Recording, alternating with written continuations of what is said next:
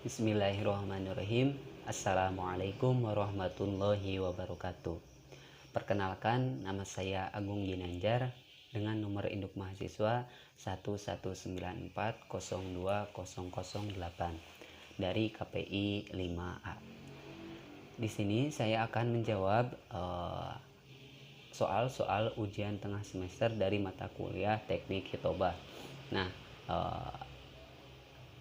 soal-soal tersebut diantaranya yang pertama, apakah esensi etika khotib menurut Imam Al-Ghazali?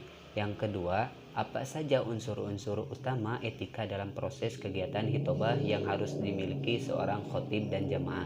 Yang ketiga, bagaimana urgensi etika dalam keseluruhan proses kegiatan hitobah? Untuk pertanyaan yang pertama, yaitu apakah esensi etika khotib menurut Imam Al-Ghazali? Nah, beberapa sholat mensyaratkan adanya khutbah dan menjadi bagian integral dalam sholat tersebut. Kita bisa ambil contoh ketika dalam sholat Jumat yang harus didahului dengan adanya khutbah yang disampaikan oleh khotib.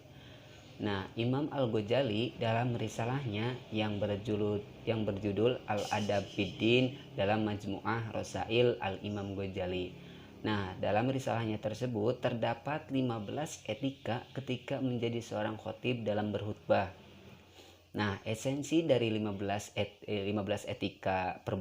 etika tersebut, puncak tujuan hidup manusia akan menjadi ukuran segala perbuatan. Perbuatan ini erat kaitannya dengan etika yang merupakan suatu ilmu yang menjelaskan arti baik dan buruk, menerangkan apa yang seharusnya dilakukan oleh manusia terhadap manusia lainnya.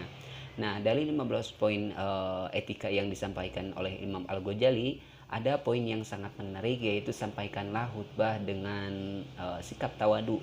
Nah, tawadu yaitu perilaku manusia yang mempunyai watak rendah hati, tidak sombong, tidak angkuh, atau merendahkan diri agar tidak sombong.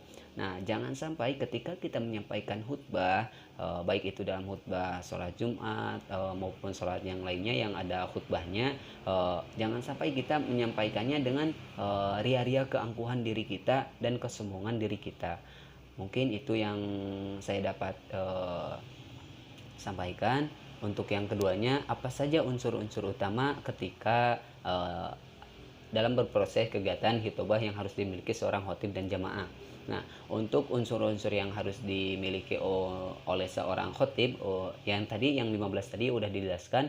Nah, untuk selanjutnya unsur-unsur bagi jamaah. Nah, yang pertama, terdapat berangkat dari rumah dalam keadaan berwudu. Yang keduanya, berangkat lebih awal kemudian melakukan sholat tahiyatul masjid.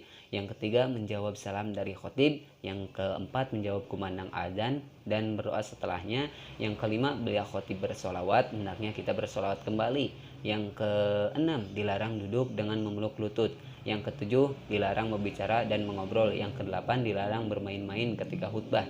Yang kesembilan, cukup memberikan isyarat atau kode untuk mendiamkan jamaah yang lainnya. Yang kesepuluh, tidak perlu menjawab salam dari orang yang bersin.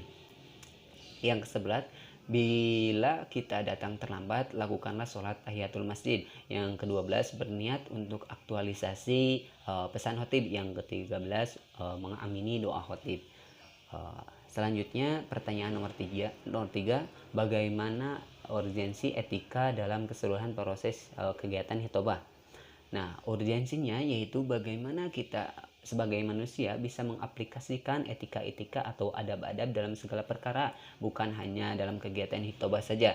Nah, sebagaimana sering disebutkan bahwa adab lebih tinggi daripada ilmu. Nah, Ibnu Al-Mubarak radhiyallahu an menyatakan mempunyai adab kebaikan budi pekerti meskipun sedikit adalah lebih kami butuhkan daripada memiliki banyak ilmu pengetahuan. Nah, maksud dari pernyataan Ibnu Al-Mubarak di atas adalah bahwasanya mempunyai sedikit adab itu lebih penting dan dibutuhkan daripada mempunyai banyak ilmu pengetahuan, karena orang yang berilmu belum tentu beradab, dan jika orang yang beradab sudah pasti berilmu, dan tingkatan adab lebih tinggi daripada ilmu. Mungkin itu yang bisa saya sampaikan dari keseluruhan soal UTS mata kuliah teknik hitobah. Cukup sekian yang bisa saya sampaikan. Mohon maaf jika terdapat kesalahan atau yang lainnya. Wassalamualaikum warahmatullahi wabarakatuh.